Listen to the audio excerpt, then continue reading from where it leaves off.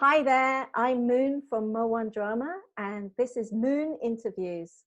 My guest today is Mary Ann Tier, who is from Singapore, and she is a theatre practitioner, she is an adjudicator, a choreographer, an actor, a lecturer in universities, and an all-round performer of music, dance, and theatre.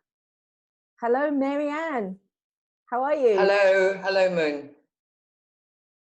We know each other because of Trinity College London, and you've visited Malaysia quite a number of times. Yes, quite a few times.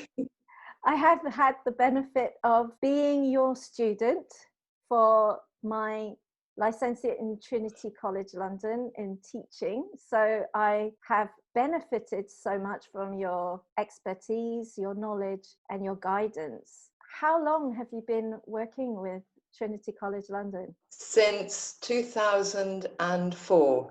I applied originally in 2002 and got a very nice letter back from Trinity saying they weren't looking for examiners. So I put it aside, and then exactly 1 year later, I got it was still letter, I think. No, it was an email. No, it was a letter. Those old-fashioned things. I got a letter saying your interview is on. So I thought, okay, and went for it. So ever since 2003, when I trained, my first actual examining on my own was 2004. Wow. You were based in Singapore at the time, or the UK? No, I was still based over in the UK. At that time, I was based in Hertfordshire, just north of London. And it was a combination of circumstances that my father had passed away in 1999. My mother was getting a bit frail, and I was at the university and tearing my hair out with university politics when you were trying to run a performing arts course. So I thought, this is the time. So I took early retirement, went down to live with my mother, which surprised everybody, but also started work for Trinity at the same time. So it was a monumental change of events that I had. Yeah, for the new millennium, the new life. Yeah, exactly. New start. Yeah. So then at what point did you move to Singapore? In 2010, but for your listeners, they probably won't know that my son moved to Singapore here in 1999. And so I visited first as a tourist, but meanwhile, I got to know people here in Singapore. So when I did come over, I used to come here for 2 months at a time and do a course either at La Salle or whatever. So I had got to know the country. And of course, my son, meanwhile, had got married and had 2 children. So after my mother passed away, my family was here. So when Trinity offered me, they took me out to dinner. It was 29. They took me out to dinner and said, very tentatively, we'd really like someone to be here because the work's growing in Malaysia and in Singapore. Would you ever consider relocating? And I went, yes. And I think they were so surprised that they didn't know, ironically, that my family was here. So it was almost like hand of fate. That's it, serendipity. All those works. You took up a position in NAFA. Well, I came here under Trinity, but they said, we'll get you because we have to have a work permit here. So they got me my card, but I was still freelance and able to do things generally. So I was both at NAFA and La Salle. Those are 2 arts institutions here in Singapore, and most of us freelancers work in both. When you are a freelance artist and you work in education, it somehow makes everything a lot more stable and easier to manage financially, and you can work around productions. So how do you find Singapore art life? There's lots it's amazing. And because I've been connected with it, because my son is also an actor, I've been connected with it for 20 years and I have seen it grow. Yes. I mean, it's amazing. And I find it very vibrant. We're talking, put COVID aside for the moment, but what you experience here is the same feeling that you used to in London, this excitement with companies growing and people doing things. Whereas I think, possibly the London scene has got a bit tired. And the other thing here is that if you do teach, everybody accepts that most professional actors have to have another string to their bow, and for a lot of them it's teaching. So companies work around that, and they're not regarded as being any lesser a person for doing teaching as well as performing. And I think that's a crucial thing. You know, that's where a lot of actors have turned themselves to their teaching, be it online or whatever. It's good to have that. I think that ability to adapt is the most crucial and fundamental part of moving forward, especially in 2020, where Yes. we've got to rethink a lot of things. I mean, I don't agree with the UK government's rethink reboot plan, move everyone into another profession altogether, but there are so many ways that a performer or an artist in performing arts can work out their future, including education, but not excluding the rest of the arts that they do. If it was a bit more like Singapore, I think it would work better in the UK. To instead Absolutely. of just be an actor who has to struggle looking for work and go for constant auditions, to be able to be both an actor and an educator. Because if it could work, the two industries were aligned and they could work together, which obviously it works. When you look at Singapore as a model, that actually works. And that makes a lot of sense. If you were an artist, an actor, or a dancer, or a choreographer, or a singer, and you were thinking of adapting your skills towards learning to teach and be in education, what would be the first step someone would take? I think the thing is to make sure that you've got all this information, and this happens a great deal with graduates from La Salle and Napa, but you need to do a course where you understand how to disseminate the technical expertise that you've got when suddenly you might be faced with a group of 6-year-olds or something. And I've been running a tremendous number of short courses here exactly for that. You're not teaching them the skills, but you're presenting to them and opening the doors as to how they might disseminate those skills to particular groups of people when teaching. So the whole format of teacher training can be learnt by someone in the arts with a particular focus on how to teach the arts, with that systematic approach of teaching with lesson plans, schemes of work, all the kind of educational lingo that you need to know. But also falling in with the attitude towards the arts in education in the 21st century and keeping up with all that sort of thing. I think it's very important. So that's been one of the big focus of my work here. And I've worked with all sorts of people, not only graduates, but also teachers within the mainstream MOE who are being told here to use drama to teach everything. It's a wonderful idea, but if I'm a science teacher and I've never done drama, it's like, how do I do it?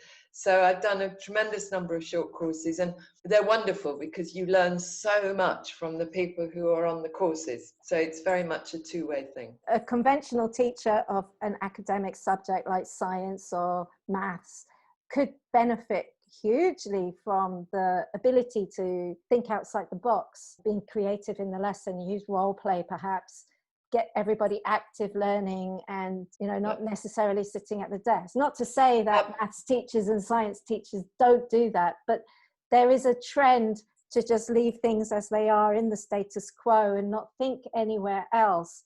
But once you incorporate a subject like drama into regular academic lesson, especially the STEM subjects, then you can benefit, and the students benefit because of the active learning approach, and you can flip the classroom and do all kinds of activities, teachers less having to do the work really, when you've got everybody up and being creative about the approach. How I see education and arts moving forward is very much together, but it doesn't seem that all governments around the world can see that. We're often asked to provide a product, be it the end of term show to the parents, and I'm not saying it's wrong, but it's the process where the learning takes place. Exactly. And where everybody can take risks and, as you said, step out the box. They can make mistakes, there's nothing wrong in that, but all these are things that you have to expose to people and remind, particularly in this culture,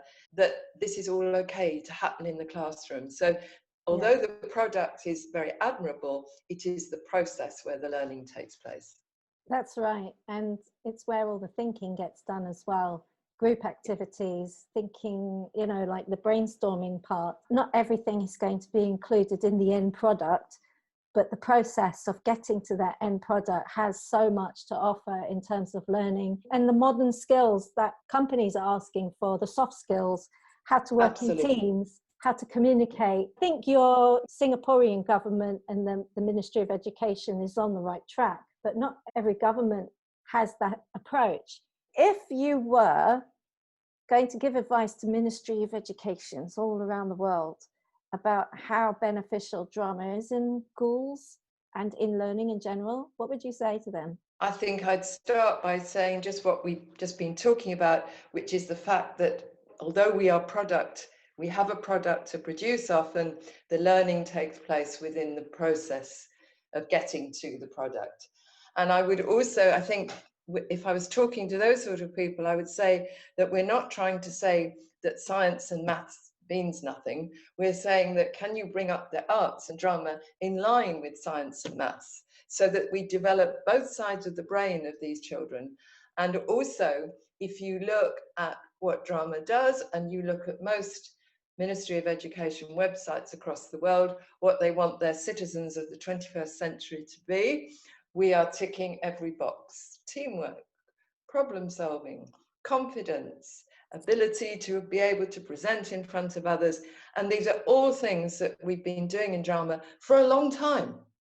And I think this idea of experiential learning and learning by doing is still not being done by some people, which I find amazing because it's not world-shattering news. It has been around for a long time. Sadly, it is present within the preschool structure, but in some areas of the world, it seems to just stop once they step into mainstream education. And I think one of the first places to start is in the teacher training, because you'll never get this right until you've got the teachers trained to deliver and be confident in working with their students in this different way. And you've got to be more confident if you're dealing with this experiential learning rather than the chalk and board, why are we doing it because I say so approach. That whole chalk and talk issue. I mean, it's being phased out, and I think what they are trying to do is to, instead of calling it drama, just calling it other terms like get more active in your lessons, peer leading, student-led classrooms, things like that, right? Yeah. So actually that is drama. I mean, it's what you would do in a drama class. It doesn't mean that you have to be a drama teacher or know anything about Shakespeare or anything like that. What it is that there's an approach, and that approach is very beneficial for learning because, like you said, it uses both sides of the brain. So how did you get in this field, into drama, into dance? You're a dancer primarily. My mother took me to ballet classes when I was 4 because she said I was so clumsy. And until the day she passed away, she used to say to me, you know, you're still quite clumsy, but at least you fall gracefully. So it was the dance. And then once I got into the dance and I realized that a lot of people were doing amateur shows then, in particularly musical theatre, I thought, oh, let's try some of this drama. So I was playing with all these things as a youngster. And then when I suggested to my parents that I might like to do this for a living, there was the intake of breath. And I think the words proper job passed my father's lips. But they said to me, okay, you can do it, but you must go to London first and do a teaching course. That was the best piece of advice I ever had in my life, because I've been able to balance the performing with the teaching throughout my life. And at least let me train to teach dance and drama and not do what people here sometimes have, the parental influences, you know, the proper job means going into the medical or the law or whatever. So there was a compromise there. And I think, to be honest, when I look back on it, I think they knew there was a compromise. I was so passionate about this. Even in those days, they thought, well, we're not going to dissuade her, but maybe we can channel it to this through concern. Yes, for the time that's very appropriate, but I don't think much has changed. If a child turns to their parents and says, you know, I want to be in the arts and I want to do acting, there's still that puff of air that comes out. I know, because when I talk to students here, you know, particularly it's a gender thing as well, that if you talk to the male students, they have even more problems, and it's a perception thing. And I think that us drama people are sometimes at fault of knowing all this stuff, but throwing up our hands in horror and saying, nobody understands us, instead of going out there and supporting our art and preaching what good we think it does. A lot of people need to do that more, rather than this, nobody understands. That being labelled as a drama queen is not very fun when it ends a debate or an argument, doesn't it? Then, oh, well, you're just a drama queen. Yes, I mean, absolutely. Like what? Yeah, you have to be practical. You went to drama school for proper training, right? Well, I was very lucky, because my first hurdle I failed, because I applied to go to Royal Academy of Dance teacher training. When I look back on it, that was the best thing that ever happened to me, because although I loved my ballet, my body is not really made for it. So I then applied to the London College of Dance and Drama, which at that time was under the Arts Educational. You would remember Arts Educational, still very strong. And of course there we did drama and we did other forms of dance. And I was also lucky enough to be there at the precise moment that Martha Graham's school came over from America. And this thing called contemporary dance, which I didn't know what it was. And they came to us and they said, have you got any students to be bodies on the class? And so we thought, yeah, let's go. So I had the experience of being turned inside out in a contemporary dance class.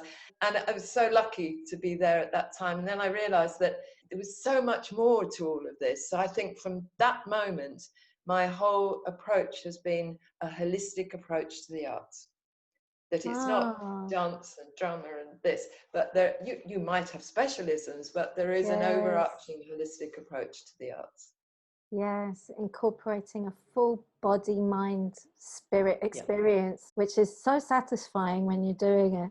It's necessary to move forward in that way, especially when it comes to initiating programs of learning in education. The satisfying, that's where people feel fulfilled, that's where people feel accomplished, and then things can take off and move from there, which is what you did.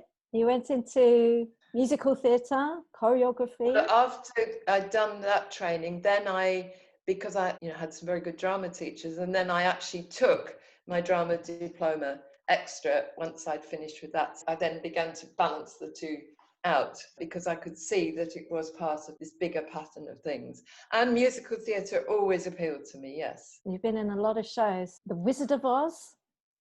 Oh, that was, let me get your list. That was wonderful. I really enjoyed that. I played Glinda, I played the Good Witch. I was sorry in a way, because I wanted to play the Bad Witch, because the Bad Witch got to fly. And the Bad Witch was scared of flying. However, the director played it, and I had this big frothy pink dress which I could parade around in, and I thoroughly enjoyed myself. But I also played Aunt Em. Often the two are together because of Dorothy's Dream. And I think the proudest moment I had in that show was, I don't know if you know the show, but you begin in the hut before the tornado. And there was a moment when I stopped acting and another person pretended to be me and came through because of the tornado. And my son was in the audience, and afterwards the guy who pretended to be me came up, and I went, but why did you have to have someone? You weren't playing Aunt Em, it wasn't you. And that was like, oh my God, because I'd really thought about body and being hunched over and all the things that, because it's a very great story of America, that Wizard of Oz story. And I was so proud that he didn't know that it was me. But I also remember another event from that show, and it's a lesson to all actors. I got so enjoying it because you talk to the munchkins and all. And there's one moment when I had to parade down stage right and say something about the Wicked Witch of the West. And the director had got me playing it quite RP. So I was having a wonderful time, So I went down and let's go and find the wicked witch of the Worst. It wasn't until I'd said it that I thought, no, you said the wrong thing here. And all the munchkins behind me went, don't you mean West? So I got a slapped wrist from the director, but the munchkins were told how good a team they were to react like that quickly and put me right.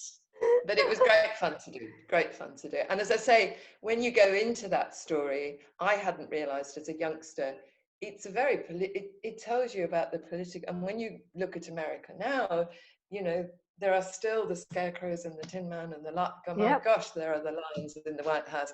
And it's all about the whole American society. You've directed Shakespeare, Chekhov, Osborne. You've done cabarets, devising performances. So titles I love that. I've not heard of, but that's, to me, the best part of drama is devising your own performances. Tell us how you got into those. And for me too, because you use the students' material so that you try things out.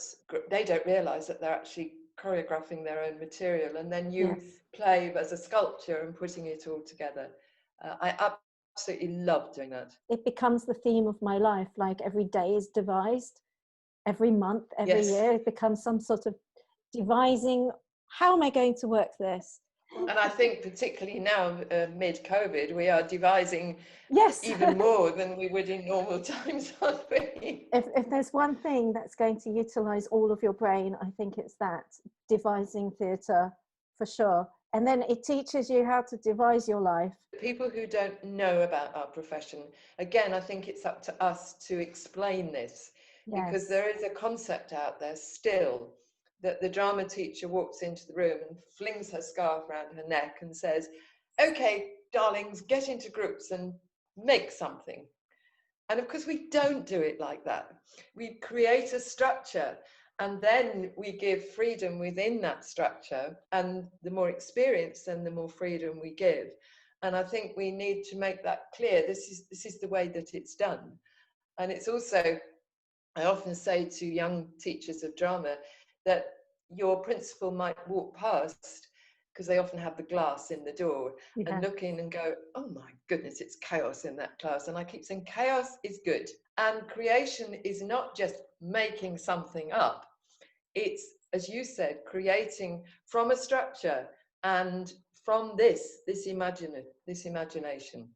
If you look at some of the companies that have thrived or gone bust in this current episode of a pandemic and 2020 and everything, it is the ones who have learnt to think creatively, that have devised new ways of doing business. Like Singapore Airlines have turned their airplanes into first-class restaurants.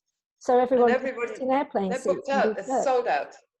Yeah. I think that, to me, is an ultimate example of how to use drama and theatre education in the real world, because that is thinking outside. And then you look at the idea, and then you look at the list. There was a list in the Straits Times the other day of how many cooks are now being employed, how many cleaners are being employed, etc., etc. So the ramifications of that is giving lots of people more work. What is coming out of this is those people who have that ability to think and devise new ways of doing things actually coming out on top. Those companies that looked at different ways of doing things have certainly proved a point for us as well, that it works, that it is worth teaching, that it is worth learning, that it definitely creates some sort of confidence, a mental confidence to try things and not be afraid, embrace the chaos and come out with something better. You did play the teacher in Fame, so you have actually been that stereotype, haven't you? It was very stereotypical, and it was hard in a way though it was the obvious choice, the choreographer play, because I was also choreographing, the choreographer play the dance teacher, I had to be so different from myself. Do you know what I mean? Because it is, as you say, that era. So it wasn't easy. But we had a wonderful actress who came in. We lost our first headmistress, and she came in, Nicola Blackman. She played it in the West End. And the director, who was fabulous, but he had decided that he wanted to play the teacher headmistress seen, up on a gantry, which was probably 14 foot above the stage. So up here, which when you walked along, it slightly swayed. Now, I'm not that good on heights. I was starting to wear glasses, but of course, when you're up there, the MD looks as if he's down, miles away. And because I was choreographing, I kept saying to the MD, can we run through the song? You'll be fine, you'll be fine. Let's do this, because I was choreographing the big numbers.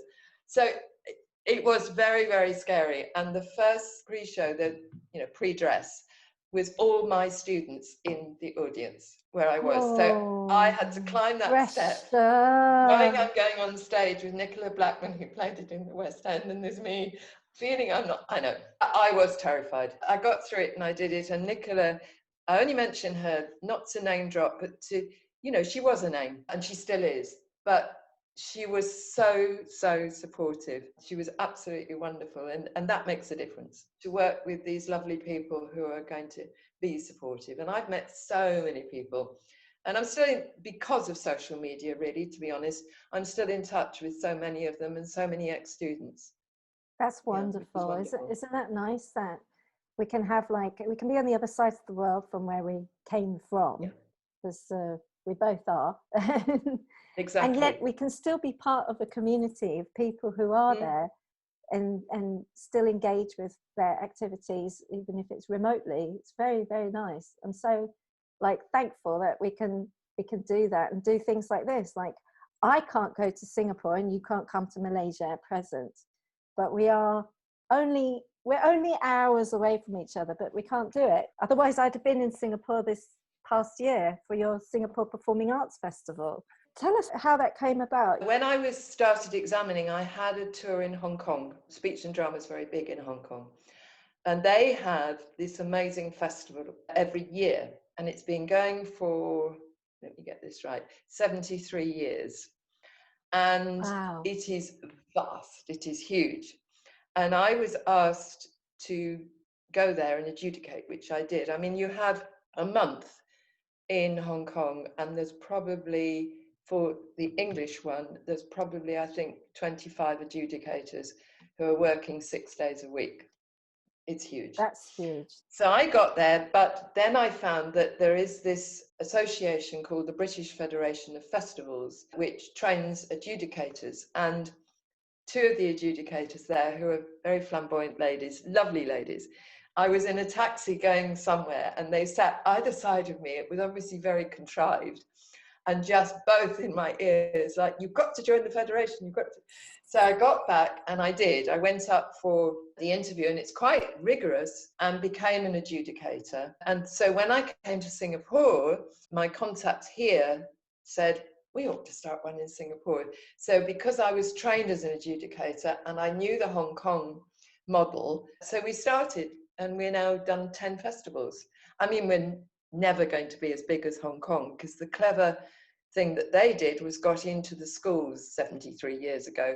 So the school pays for whole cohorts of children. But obviously last year was a problem, because we got there to adjudicate and then we couldn't leave the hotel because of the protests. And then this year it is all going online, but it's going on, and that's fantastic. But that's how it started. And I think we had 20 students one day on the first one. And then 2019, because we've made this connection with Malaysia, we had, I think, 800 students through the weekend. But this year we were very, very pleased. I can't remember the exact number, but over 200 having made the decision to go online. And it worked. So now you've got both, if in case you need it. Yes. And I think Singapore, Malaysia, just being across the straits from one another, creates enough numbers, just enough to make a whole weekend out of it, Friday, Saturday, Sunday. Yeah. And there's a lovely atmosphere. It is lovely, yeah. And all the children who have been really working hard on their pieces actually get an outlet, because not everybody does Trinity or Lambda. Exactly, yes. Yeah, and it's financially possible, because some of the schools who come and do particularly choral speaking, neighbourhood schools, but it is great. And the fact that the school gets the funding to do the one team to come up, and I think that has all sorts of side coaching effects for the students involved. The very nature of our community here, it really does work. So when you look at those pictures, you've got all sorts of cultures just thrown in. And I think that's wonderful. And when it's young people, they're not judgmental. They just get on with it all together. Yes, they don't see colour and creed and race and religion and all of that. They do work really well together. And I think it encourages more of it, because those are the memories that the future adults are going to have of how well it worked. This brings me on to you as an examiner for Trinity. You get to travel to all kinds of regions throughout Asia and Australasia, the Pan-Pacific area mostly. That must be an amazing experience. I know it's incredible. You don't get much time to explore these countries, but you do get to see them and you do get to travel. You don't get that much time to explore, but you're dealing with the people who are there. You're not a tourist, because the teacher or the representative, whoever's taking you around, live there. And all the young people, mostly young, some of them older, who come in, they're all from that area. So you feel much more part of the culture and the community rather than your average tourist. Meeting real people instead of tourist guides. You can do things that you're passionate about. You can be creative in your work. You can teach and you can practice what you teach. And yet you can still get to travel and incorporate the same knowledge. So your father giving you the advice, absolutely fantastic. And look at what's come out of it. And certainly I would say, I mean, it's interesting that my son announced, you see, at the age of 15 probably, that he wanted to study drama. So he did English and drama at A-levels. He left his school and came through a FE college, which now don't exist, which I think is really sad, because that sort of, he just needed that broader education, and then went off to do drama. And then, of course, when he came to Singapore, he got the experience, but not a teaching qualification. So he did his LTCL. So it's almost, history's now repeating itself. Yes. It's worth it. Even if you don't know if you're going to use it or not, it's worth to take a teaching diploma and have that qualification in your back pocket, just in case things change. But it doesn't take you away from your passion and what you love. This is the way forward, I think. But to reboot and reskill, it's not quite redoing it. It's just, let's incorporate more skills. Absolutely. The one thing that used to irritate me was when we used to do teacher workshops as an examiner out on the field, and you'd get this, the rep would say, this teacher sent a reply saying, I don't need to come to the workshop because I've been doing it for 20 years. And it's like you put your hands up to your head and you go, no, you learn all the time.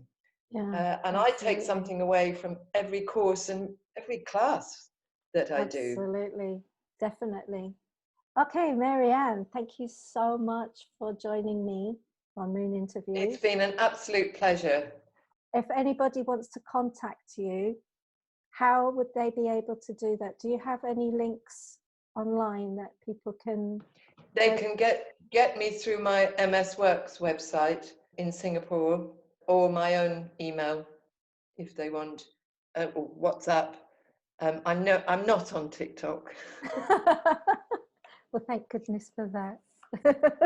Thank you. Well, thank you very much indeed. It's been an absolute pleasure. Wonderful to talk to you. Bye. Bye.